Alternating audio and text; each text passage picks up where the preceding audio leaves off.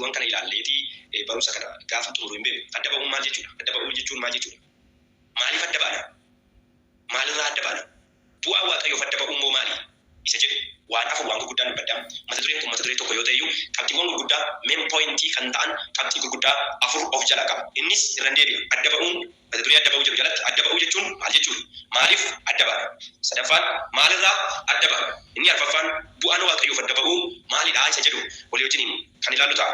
Egaani macaafni qulqulluun kun yeroo hundumaa jireenya keenyaaf qajeelfama jireenya keenyaati. Dhalli namaa kun lafa kanarra jiraachuudhaaf borii isaa kan ittiin beeku, eenyummaa isaas kan ittiin hubatu, akkasuma galma isaa kan ittiin beeku, eenyummaa isaa isa sirrii keessatti kan of ilaalu. Daawitii sirriin waa'ee keenya nutti agarsiisu dubbii Waaqayyoo caafata qullaa'aa isa jiru isa jiraatu isa akka jirutti hafu dubbii Waaqayyooti.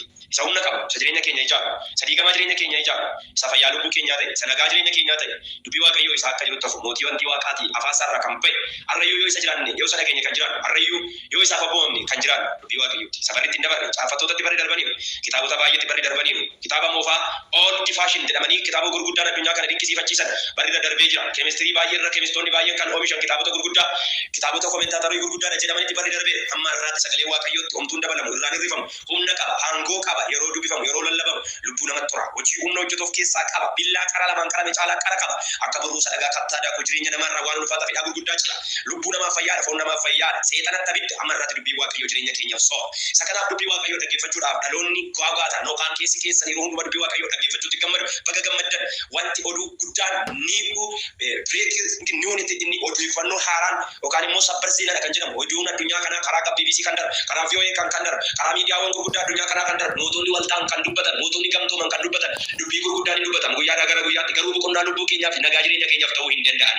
Akkanuma addunyaa kanarratti oduu gurguddaatii fi dubbiiwwan gurguddaa addunyaa kana raajeffachiisan jedhamanii kan caafamanii darban kitaabonni gurguddaan hamma har'aa namni dhaggeeffachuudhaaf gammachuudhaan dhaggeeffatee gammachuun irraa argadhe nan boqodhe gaafa dhaggeeffadhu fayyuu koo mirkaneeffadhe boqonnaan argadhe nan gammade lubbuu kootti taara galfate. Odeeffannoon dhalli namaa itti jedhe tokko yoo hin jiru odeeffannoo addunyaa kanarra yeroo hundumaa oduu haaraa yeroo hundumaa jireenya namaa kan haarisu kan hin moofofne qoratamee bira kan hin geenye beektotaan caafanni qulqullaa'an amarratti jireenya namaaf utubaa dhala namaati.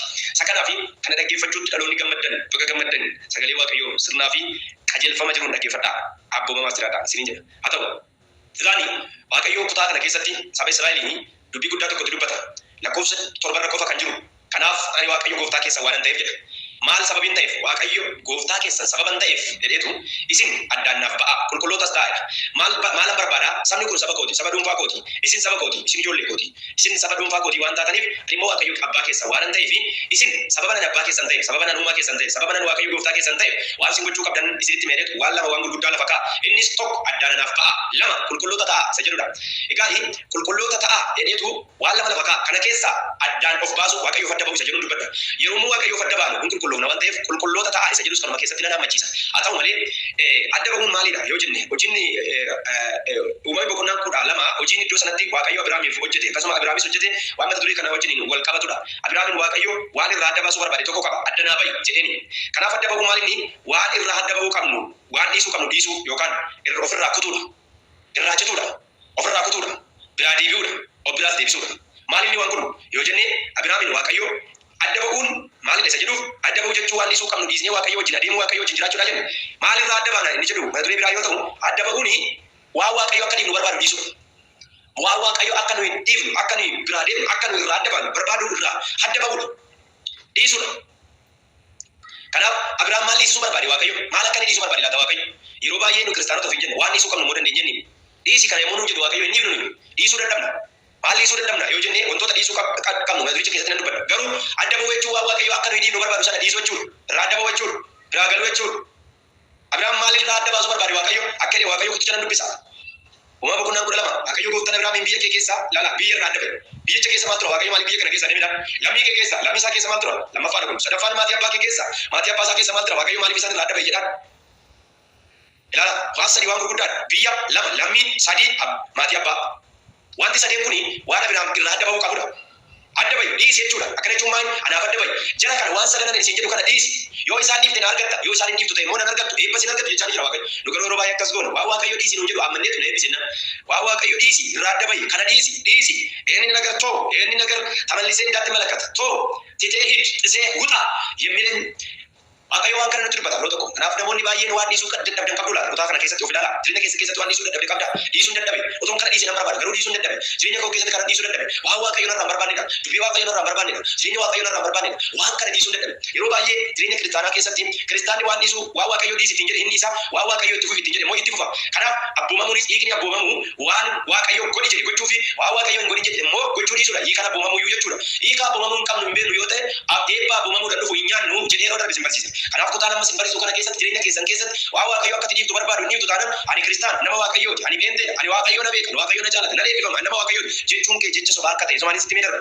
Kanaaf kiristaanni waldaa kiristaanaa biyya lafaa kanarraa bara waldaan kiristaanaa suuqii taate bara kiristaana kan jedhamu peente kan jedhamu lafa guute keessatti kiristaanni dhugaa baay'een hin jiru kan jedhamuuf gooftaan keenya Yesuus Kiristoos gaafa lafa kanarra dhufee nama amantii yookaan amantiin argadhaare inni ni jedhe maaliif yoo jettan namoonni baay'een garaa isaaniitu orma waaqayyoon immoo afaaniif fira afaanii garaan ormaati kiristaanni baay'een kana jechuun maal jechuudha afaan isaanii waaqayyoon hin waaqeffatu hin faarfatu nama waaqayyootu hin jedhu keessi garaa isaanii garuu waaqayyoof hin abboonu garaan isaanii waaqayyoof hin bitamne akkuma durii sobu akkuma durii jechu akkuma durii hatu akkuma durii waliin akkuma durii jibbu kanaafiyyuu biyya lafaa keessaa gara waldaa dhufani amala biyya lafaa dhiisanii dhufan otoo hin taane amala biyya lafaa gara waldaa kiristaanaa gara kiristaanummaa isaaniitti fidatanii dhufan.